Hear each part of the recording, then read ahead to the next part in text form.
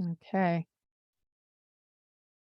Hello, and welcome to this week's episode of the Her Retirement Podcast. And if you're watching this over YouTube, welcome. This week, I have the pleasure to be speaking with Tom Hegna. Hello, Tom. Hello, Lynn. Great to be with you.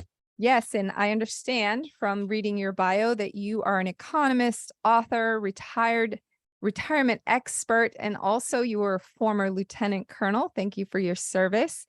So can you tell my audience a little bit about yourself?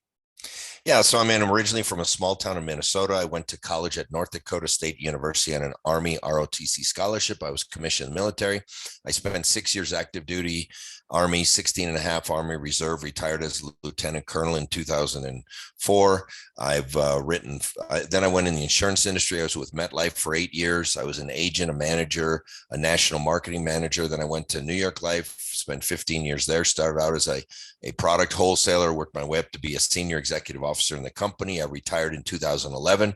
I've written 5 books on retirement. I have a PBS TV special called Don't Worry, Retire Happy that played in over 80 million homes in the US and Canada. I've trained over 300,000 financial advisors all over the world and given 5,000 live seminars in all 50 states. So, I don't sell any financial products whatsoever. I don't sell life insurance. I don't sell annuities. I don't sell mutual funds, none of that. I just show people how to retire the optimal way based in math and science, not based on, some broker's opinion. Awesome. That sounds wonderful. And if people that are listening have followed my podcast and come to my Her Retirement Masterclass or, seen me on YouTube, they know that I do the same thing.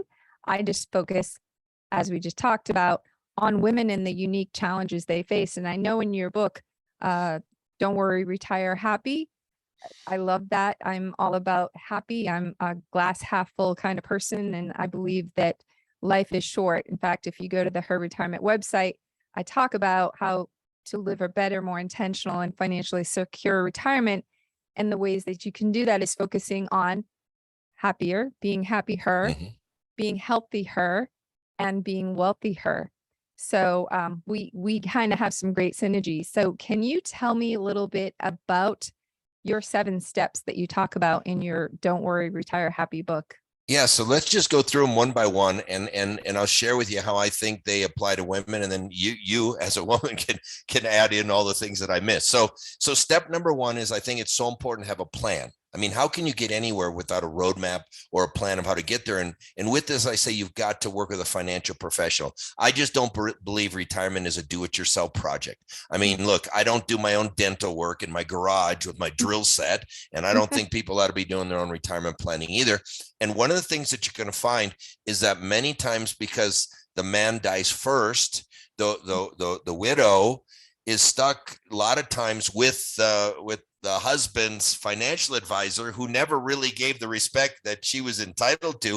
And I think the number somewhere between 70-80% of women move their money away from that financial advisor to their own financial advisor. So to women, I would say, you want to find somebody you feel comfortable with. If somebody is talking over your head, if they explain things in complicated ways, that's not the right person. You want to find somebody who you say, wow, that makes sense. I really feel like this person cares about me.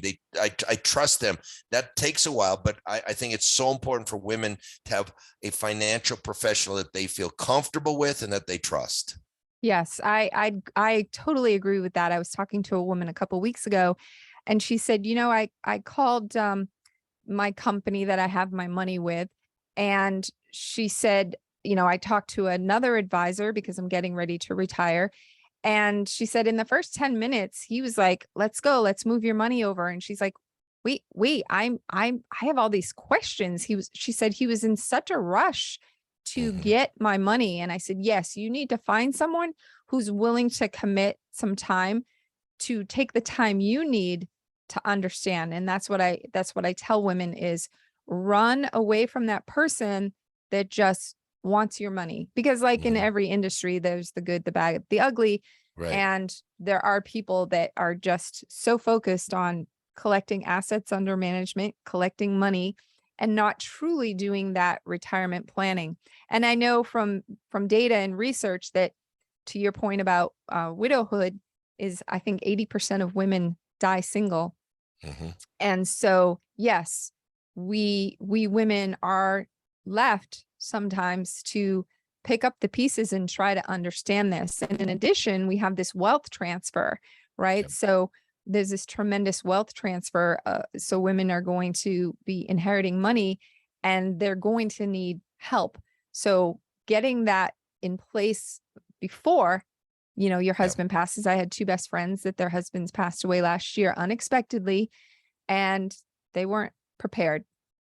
Yeah, I say if every wife knew what every widow knows, there'd be a lot more life insurance in the house because women outlive their husbands 80% of the time. That's why I think it's so important to have adequate life insurance on the man. I mean, women need life insurance too. 50% of women own zero life insurance, but the women live with the consequences, good or bad, of how much life insurance is on their spouse. But step number 2 is to maximize Social Security benefits. And I think this is so important because, as we were talking before we started recording, Social Security makes up sometimes 50, 60, 70% of a retiree's income. And what happens again, let's say you have a husband and wife, and let's say the husband made more money than the wife. The wife could actually take her Social Security early if she wants. I don't care about that. But the higher earning spouse, whoever that is, if it's a husband or wife, that person should delay because that check covers both lives. So if the husband takes his early and then he dies, he locked her into a lower survivor benefit because if his check is higher than hers, she'll get his when he dies. And so he should delay to maximize that benefit as much as possible. And I just see too many people just taking it at 62 because they can take it at 62. But the breadwinner, whichever husband or wife made more money, that person should wait till 66 or 70 if they can, because that check will cover both lives. Yeah. And for single ladies, because we do talk at Her Retirement to a lot of single by choice or suddenly single ladies, and they're grappling with, the Social Security decision. And I think, far too many people leave hundreds of thousands of dollars potentially on the table by not claiming the right strategy. And I think people think, oh, I'll just take it as soon as possible at 62 versus waiting till 70. And then I say, well, with longevity, 70 is really not that old in Right. today's longevity environment. So what would you say to single women? How should they make that decision on Social Security? Well, and that's why it is so important for single women, I think, to meet with a financial professional, plug it into a Social Security calculator, because as you know, there are literally hundreds of different choices on Social Security. It's not just a couple of different choices. There are literally many different choices. It goes month by month by month, actually. So I would encourage them to sit down with somebody like you, a financial professional that can run a Social Security calculator for them. I think that's so important. But another thing is, many divorced women don't realize that if they were married at least 10 years and they're not remarried, they can claim on their ex's Social Security benefit. And so, I mean, there's just so many little rules like that I just don't think the average person can figure it out all by themselves. I use a Social Security calculator, and I know this stuff inside and out, but I still use a Social Security calculator. Yep. Very good point. All right. Step 3 is a hybrid retirement. That means that's what I'm doing. I'm 75% retired. I mean, I'm still doing this with you. I did a couple webinars today, but I play golf 5 days a week. I played pickleball this morning. So I mean, I'm doing kind of where you kind of do something that you like to do, but you don't have to do it full time. And by doing that, it can significantly increase. You can have increased savings, increased earnings, increased Social Security benefits, and it can keep you from tapping into the portfolio for a couple of years. It's an incredible thing just to work for a couple of extra years, just doing something you like to do, not something that you have to do. Yeah, I like to, even though the name of my platform is Her Retirement, my book starts off with, do you even want to retire? But my whole perspective is I'd like to make retirement optional for as many women as possible. So they can decide, do I just want to stop doing this work thing altogether? Or so many women, I don't have the data point in my head right now, but so many women are getting to retirement from like their corporate career or whatever they were doing before. And they're like, okay, now I want to pursue a passion business. I want to start a business. And so many women are starting those side gigs or using their expertise to do an online consulting type of thing. And yeah, I'm 57 and I just started a company a few years ago. Crazy, but I'm not ready. Yep. I'm still doing it, but eventually I can do what you're doing. I love pickleball. So maybe I Yeah. play more pickleball, or maybe I'm hiking more mountains or riding more bikes. But yeah, having that option is the position I would like to get as many women into as possible. Yeah. All right. Step number 4 is you got to protect yourself against inflation. For 40 years, inflation was dead. It's not dead anymore. So the key here is you don't want to just have income for the rest of your life. You want to figure out how you can have increasing income for the rest of your life. And there's a number of ways to do it. Once you've got your basic living expenses covered with some guaranteed income, then you can invest in things that go up in times of inflation. Stocks, real estate, commodities typically over time go up with inflation. Or you can do what I've done. I have some guaranteed income that kicks in at age 60. I have some that kicks in at age 62, some that kicks in at 65, some that kicks in at 70. So I'm guaranteed to have increasing income for the rest of my life. There are products you can buy that will guarantee your income will go up every year by 3 or 4 or 5% a year. I really don't care how people arrange their increasing income, but my message to women is you want to not just have income for the rest of your life, you want to have increasing income for the rest of your life to combat inflation. Yeah. And, there's prognosticators on inflation, like what's going to happen to inflation. Is it going to settle back down to those historical rates? And I know like a lot of people use those online calculators. And I always say to people, well, be careful, because a lot of those don't calculate in inflation, and we don't have a crystal ball. So we don't know where that's going to be. So when you're calculating that future income, make sure you prepare for the worst, right?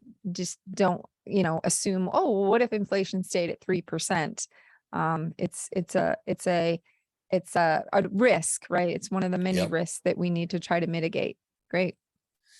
Step number 5 is the importance of securing more guaranteed lifetime income. Everybody thinks that retirement is about saving $1 million or $2 million or $3 million. It's really not about that. A successful retirement is based really on 2 things. Do you have increasing income for the rest of your life? And have you managed the risks in retirement? Because there's a lot of risks in retirement. You might live to be 100. We might have inflation, rampant inflation. They're going to raise your taxes at some point. And so I've been moving more of my own personal wealth into cash value life insurance to have a source of tax-free income. I've been converting my IRAs and 401ks to Roth IRAs, and most of those are in income annuities, so I'm guaranteed to have tax-free income for the rest of my life. I'm trying to set up my retirement so that I have as much increasing tax-free income as possible.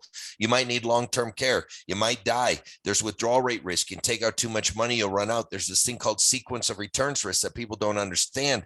But even though the market has averaged 12% a year since 1924, you can't take out 12% a year. You can't take out 10%. You can't take out 8%. For years, people said 4% was safe. Now Morningstar says it's only 3.2%, and people just don't understand how can the market average something, but I only take out so little. It's because once you retire and start taking money out of a portfolio, average returns don't matter. What matters is the order or sequence of those returns. So to try to put it simply, if you retire into a down market and you're taking money out of a portfolio, the market's going down for a year or two, math and science says you are highly likely to then run out of money.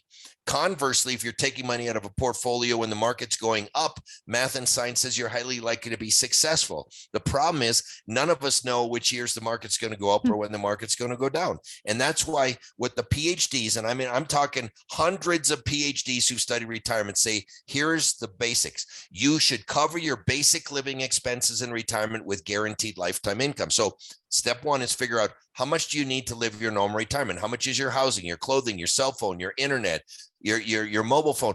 All that stuff counts as basic living expenses, and that should be covered with guaranteed lifetime income.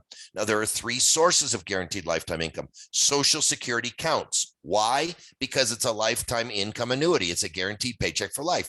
A pension counts. Why? Because it's a lifetime income annuity. It's a guaranteed paycheck for life. So you here are your basic living expenses, subtract out your Social Security, subtract out your pension, and whatever you're short, that's where some type of income annuity fits. You got to go find an insurance company. Remember, I don't sell annuities. I don't care if you buy them or not. The research shows you should, okay? Yep. To at least cover your basic living expenses.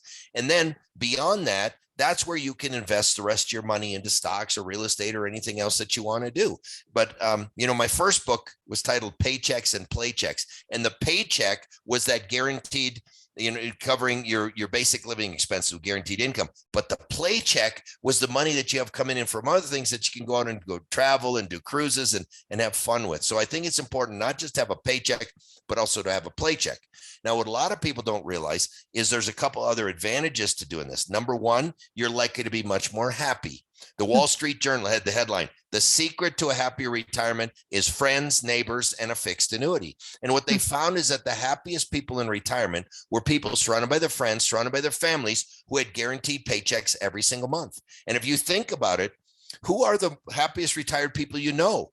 They're retired military, retired government, retired teacher, retired firefighter, retired policeman. It's people with pensions. Yeah. And so happiness in retirement is not tied to having $1 million or $2 million or $5 million. Those people are miserable because they're losing money here. They're losing money here. The happiest people are the ones who have the guaranteed paychecks coming in. Now, one last thing, Lynn, what the research also now shows is that people who have guaranteed income tend to live longer than people who don't. Freakonomics, I post this stuff. So Freakonomics, it was actually a University of Chicago study. Freakonomics picked up on it, pushed it out through social media. It was a University of Chicago study that studied people who bought lifetime income annuities versus people who didn't. You know what they found? The people that bought the annuities lived longer than the people that didn't. Then there was a study by attorney Patrick Tricker. He wrote this in the Journal for Financial Service Professionals. And he said, in the United States, a 65-year-old who purchases a life annuity can expect to live about 20% longer than a 65-year-old person who does not. And the reason is they have less stress. They don't worry. The market's down 40%. They're playing another 18 holes of golf with their buddies. And because they're being paid to live, guess what? Many of them choose to live differently. They watch what they eat. They exercise. They call the doctor when they're not feeling well. And all these little dumb things cause them to tend to live longer. Right. Yeah. Less stress. My mom's an 87-year-old retired teacher. And yeah, I mean, she hasn't been traveling the world, but she wakes up every morning knowing that that pension's coming. And in fact, she said to me one day, "Oh, wow, you have clients that, probably have millions." And she's like, "I didn't have millions." And I said, "Well, Mom, you retired at like 62. Let's us take all your pension for all these years and all the years you're still going to live and add it up. Guess how much it's going to be?" It just never occurred to her how wealthy her pension made her.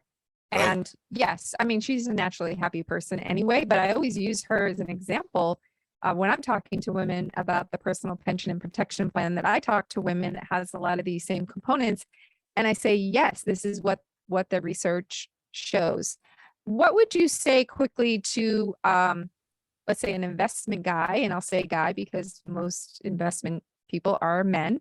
What would you say to that investment guy who says, "Oh, annuities, they're confusing, they're overpriced, they're sold by commission salespeople"? I would say that investment advisor doesn't know what he's talking about. I'm going to take the advice of Dr. David Babel of Wharton, Dr. Moshe Milevsky of Toronto, Dr. Menachem Yari of Israel, Dr. Michael Finke, Dr. Wade Pfau, Nobel Prize recipients, William Sharp, Robert C. Merton. All right. That's who I'm going to take my research from. And what people don't understand, again, I don't sell annuities. I don't care if you buy one or not. Most annuities are not even fee products. A single premium immediate annuity is not a fee product. If you're guaranteed $2,000 a month for the rest of life, that's exactly what you're going to get. A deferred income annuity is not a fee product. A fixed annuity is not a fee product. A base fixed indexed annuity is not a fee product. There's only two types of annuities that even have fees. Variable annuities have fees. Why? Because they're protecting you against stock market losses. I mean, if the market goes down 30% and you don't go down 30%, what is that worth? Right. And then some optional riders on some of these other policies. But this whole myth that annuities are expensive, it's a myth.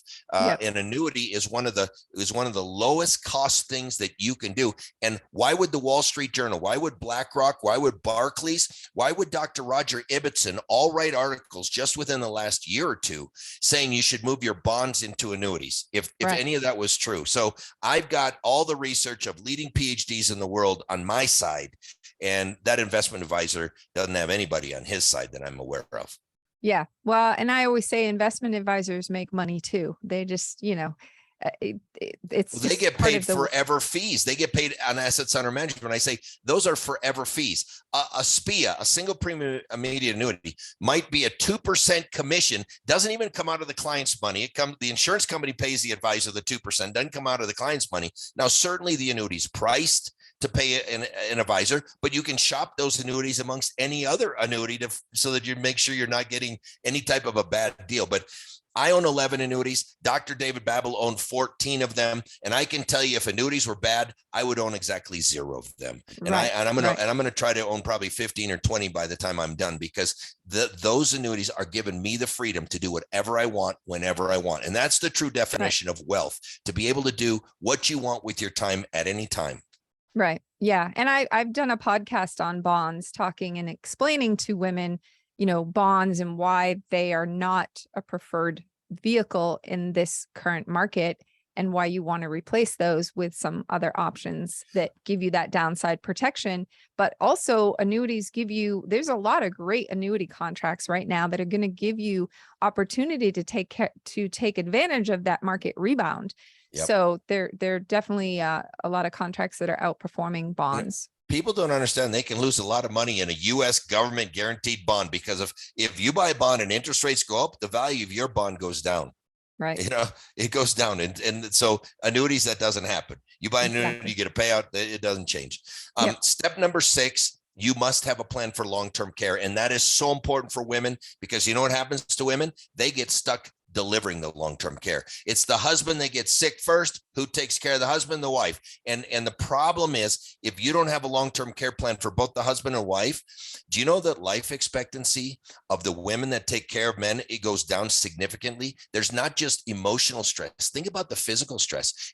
I'd be on an appointment and this guy said, well, I don't need long-term care insurance. My wife will take care of me. I say, well, really, sir? Okay, just lay down right here. Now, ma'am, come over here, just pick him up and carry him downstairs, put him in the car for me. Would you do that? Well, I can't do that. That's long-term care. And that's what people don't realize. And I think it's so much better to have your spouse managing the long-term care, not providing, but making sure that they show up on time, that they're doing the things they're supposed to do, and that they're there for your emotional support, not giving the care. And it's the one thing most people forget about that can wipe out their entire life savings. Yeah. Do you think that long-term care is too cost prohibitive for some people? Well, when people say long-term care insurance is too expensive, I say, you know what? Try not having it. That'll wipe you out. Look, I made my parents buy long-term care insurance 18 years ago. They didn't want to. It's too expensive. We'll never need it. It's an insurance company rip off. My dad said all those words to me. I made them buy it. They were both in assisted living, $10,000 a month. There were years my dad never made $10,000 a year. He was a teacher in a small town in Minnesota. I can't imagine their retirements at $10,000 a month if they didn't have those policies. I mean, it saved the family like you wouldn't even believe. It is that important. Okay. And then step number 7, use your home equity wisely. For many of your listeners, their house is one of the largest assets they have. There are a few ways to do it. Number 1, you can downsize and, move to beautiful, sunny Arizona. Here's what I want people to know. When you downsize, when you sell that house, if you're single, you can capture up to $250,000 tax-free in capital gains. But if you're married, you can capture up to $500,000 tax-free in capital gains, and that can help a retirement. You can take a loan against the equity, or you can do a reverse mortgage. Now, look, I know reverse mortgages, they have people saying bad things about them, but here's what I will tell you. You are going to read many positive articles written by very respected sources like the American College, Dr. Wade Pfau, Jamie Hopkins, Mary Beth Franklin, Don Graves. All I say on a reverse mortgage is, number 1, be very, very careful. Number 2, work with a reverse mortgage expert. But like if you have a widow and she still owes $300,000 on her house, and it's an $800,000 house or something, she didn't have to pay that off if she doesn't want to. I mean, you can literally stop paying your mortgage with some of these things. So there are ways that you can either tap into your capital or stop some of the bills.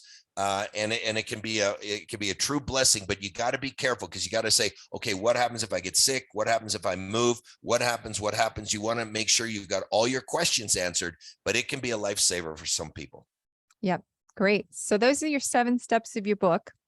Yeah. And the last thing I always tell people, the most efficient way to pass wealth to children, grandchildren, and charities is with life insurance. See, too many people are not fully enjoying their retirements because they think they got to leave their kids some money. Oh, we got to leave some money to Johnny and Susie. So I tell people this: don't leave your kids any money. You're not supposed to leave your kids any money. You're supposed to spend your money. Leave them life insurance because you can do that for pennies on the dollar. I'll just give you one last story. This is a true story about me. We have 4 kids. And so one day we're sitting around saying, how much should we leave the kids? My wife said, I don't know. What do you think? I said, well, if we buy a $1 million second die life insurance policy, name the 4 kids a beneficiary, when we're both gone, they're going to get $1 million tax-free. That's $250,000 a piece tax-free plus whatever's left over. I said, let's start there. So we bought that policy. And you know how much that $1 million policy cost me? It's all paid up. 150,000. So think about that. For 15 cents on the dollar, we get to transfer $1 million tax-free to our kids. But the best part is, who gets to spend the other 850,000? We do. Yes. Don't leave your kids money. Spend your money, leave them life insurance. Those are just the ways to get the most for the least out of retirement. There's no dress rehearsal. There's no second chance. We got to get it right the first time. Yeah, I always say that, one of the things you can do is you can spend your money in retirement and leave a legacy for your kids, right? Through life insurance. I want to ask a couple quick questions. If you have a few minutes more of your time, I'd appreciate it. So I read a statistic about maybe 65% of women have their assets in cash. What would you say to the woman that has her money in cash? And I think because, a lot of them have probably heard, well, you're going to lose all your money if you put it in investments. And there's this fear and misunderstanding and not comfortable with investments. What would you say to those women? What I would, when I was an advisor, and just, I had so many widows for whatever reason. The widows liked me because I spoke, I treated them like they were my own mother, basically. And they trusted me. And I said, the CDs, they're certificates of depreciation. After tax and inflation, they go down. They're taxable and they're not paying any interest. Money market funds aren't paying anything. You maybe get a gumball a month in your money market account. It's not much. That's where they should use fixed annuities or fixed index. Be with something that you can't lose, but you're going to get a better rate of return than what you're going to get from a CD or a money market fund or a government bond. And so I think you stay on the fixed side of annuities. Single premium immediate annuity might work, deferred income annuity might work, fixed indexed annuity might work, basic fixed annuity. Those could all work.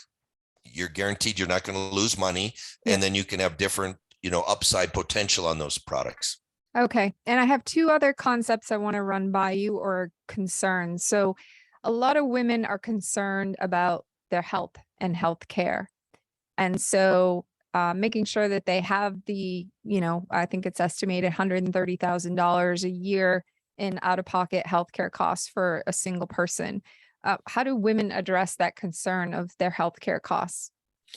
Well, it's a huge concern. Now, of course, once they hit age 65, they're eligible for Medicare, and that can be a lifesaver. And whether they get a Medicare supplement or all that I'm not a Medicare supplement guy, but I would definitely talk to somebody who specializes in that and really understand that. But, I know a lot of women who've had to get a job at Starbucks or someplace because they needed health insurance because either their husband's work didn't cover it or their work didn't cover it. And the thing about health insurance is, it's one of those necessary evils, because if you don't have it, you can literally be wiped out if you have a car accident or you get sick or something. So, I think it's a huge concern.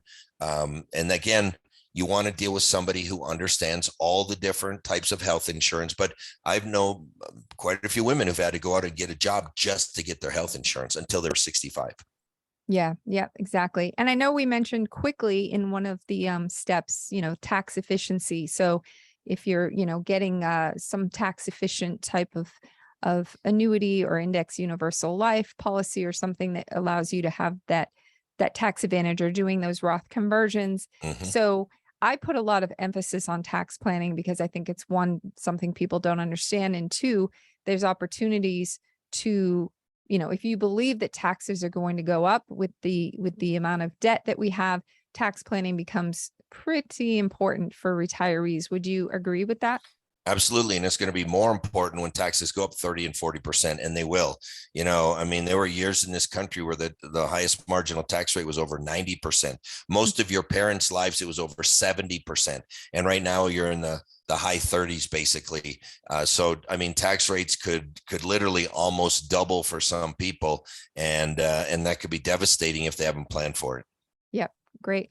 How do people get access to your book? Don't Worry, Retire Happy. Oh, Amazon is easy.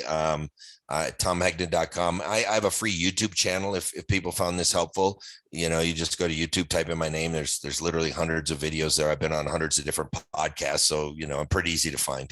Yes. And I know that you were part of a baby boomer movie. Trying to remember the title to that movie. Yeah, the Baby Boomer Dilemma. I'm in that, and I was also in the Power of Zero movie, and those are both documentaries filmed by Doug Orchard, an award-winning documentarian.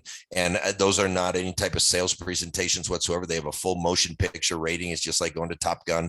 But the Baby Boomer Dilemma really focuses on how to retire. A lot of those PhDs that I talked about are in that film. Dr. William Sharp, Nobel Prize winner. Dr. Robert C. Merton, Nobel Prize winner. They're in there, and they're all clearly saying you've got to have some guaranteed lifetime income in retirement. I mean, that's not even an option among PhDs or economists. It's just a given. Yeah, I'm actually thinking of purchasing access to that, to air that for our students and prospects, people that come to my masterclass. But I've seen it, and I was like, okay, I need to hire this guy and do one for women, because I think there's some unique challenges that we could talk to, especially single women, and preparing those women for potential widowhood would make for a very valuable movie, I think. But anyway, anything you would like to add before we close out this episode? Look, I just wish everybody a happy and successful retirement. It is attainable. There's even an example in here of a woman who got divorced at age 55 and had virtually nothing. And it talks about how at age 71, she was able to retire with more income than she'd ever had her entire life. So yeah, if you're 55, have no money and newly divorced, you're not going to be able to retire at 60 or 61. But if you do it right, you can still retire and have many years of a happy retirement. Great. That's good news. That's a great positive way to end the podcast. I say to women all the time, you can no more, have more. You can, my term is get her done. If you get educated, you find great resources to help you create and implement that plan that you not only understand, but have 100% confidence in. And that's what my Her Retirement platform is all about. So thank you, Tom, so much for going over those steps with us, the 7 steps to retiring happier. I like to, remind women that they can be happier, healthier, which is very important, right? One way to keep your healthcare costs down is to commit to health. I'm all about that. And they can be wealthier. So thank you again, Tom, for joining me on the Her Retirement podcast and the YouTube version of this conversation. Thank you, Lynn. Okay, thanks. All right, so let me stop the recording. Probably went